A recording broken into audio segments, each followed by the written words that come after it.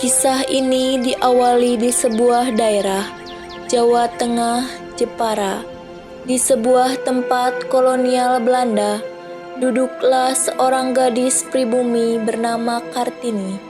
Sosok muda dengan pemikiran yang melampaui selamanya.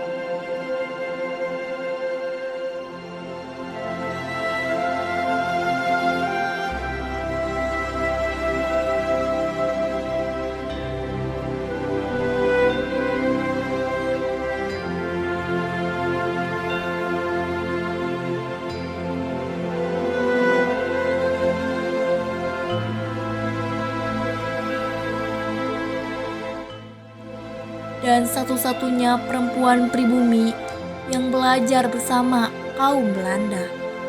Ia bukan hanya berbeda karena warna kulitnya, tetapi juga karena harapan yang berkilau di matanya. Harapan yang belum dimiliki banyak orang di sekitarnya. Dari balik dinding rumah, seorang perempuan pribumi mengintip dengan rasa penasaran ke arah tempat Kartini belajar. Bertanya-tanya, seperti apa rasanya berada di sana? Ain, would you like to study in the flat this afternoon? Or what if we invite Kartini to join with us? Of course. Kartini.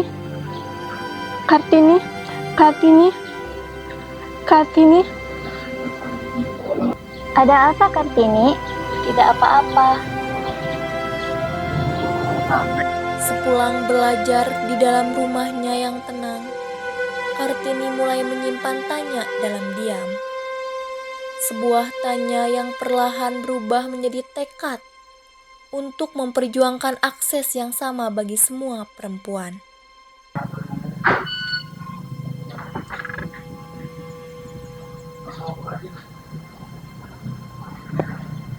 Kenapa, Nak?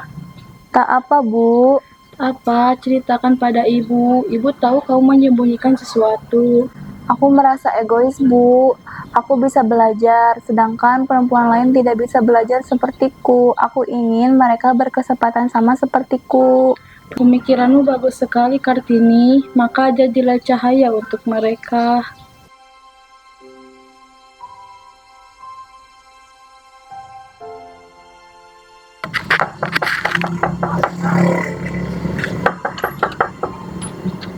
Ada apa, Kartini?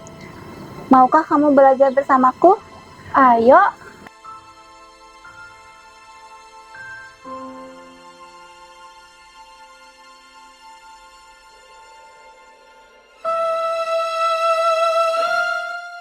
Kartini bersama sahabatnya melangkah dari rumah ke rumah, mengajak para perempuan untuk berani belajar dan bermimpi. Dukungan pun datang dari teman-teman Belandanya yang turut mengulurkan tangan mengajari kaum pribumi agar tak lagi terdiam dalam ketertinggalan. Rumor pun tersebar tentang apa yang sebenarnya dilakukan Kartini. Kamu tahu tidak, si anak-anak itu katanya mulai belajar. Padahal kan dia sama seperti kita. Dengar-dengar juga para bangsawan tidak suka sama dia. Yang benar. Bener, tadi aku dengar dari orang-orang kayak gitu.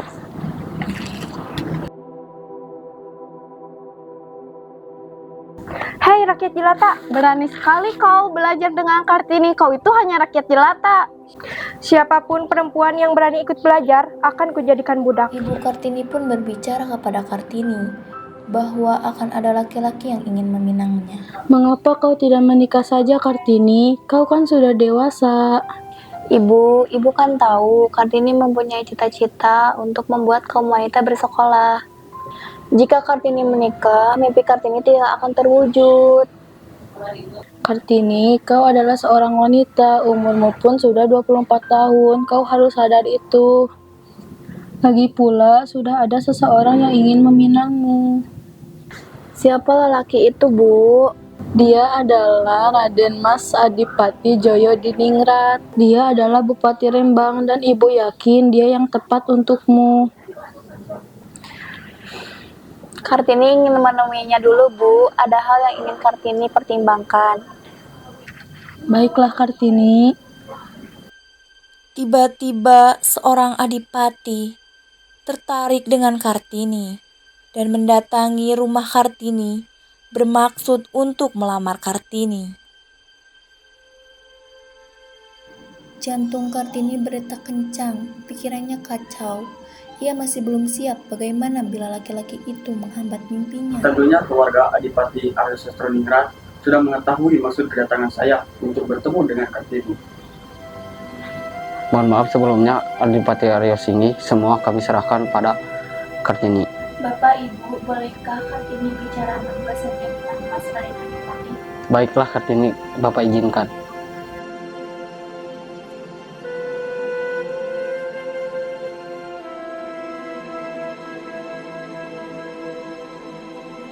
Ada beberapa hal yang ingin saya tanyakan kepada Raden. Apa itu Kartini? Saya memiliki cita-cita untuk membangun sekolah. Saya ingin wanita derajatnya disamakan dengan laki-laki. Saya ingin wanita tidak lagi ditindas dan menjadi kaum imamah. Bagaimana pendapat Raden? Menurut saya, itu hal yang sangat mulia. Jika Kartini ingin melakukannya, lakukan saja. Saya siap untuk mendukung hal itu. Baiklah, Mas Raden Tiada Adipati. awan di langit yang tetap selamanya. Tiada mungkin akan terus-menerus terang cuaca. Sehabis malam gelap gulita, lahir pagi membawa keindahan kehidupan, manusia serupa alam.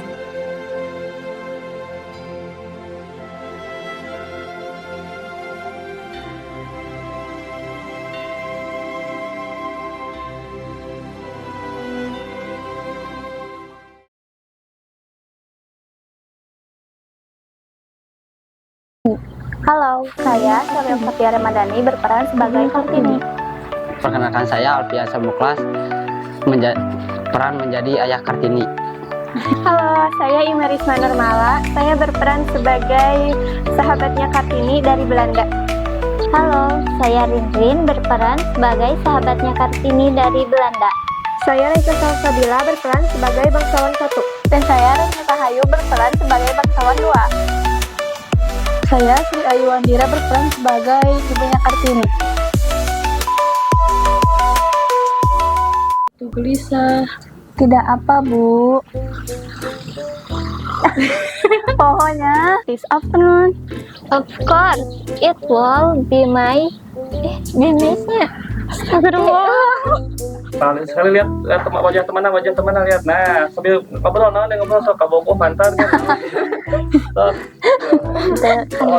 Ini kau sudah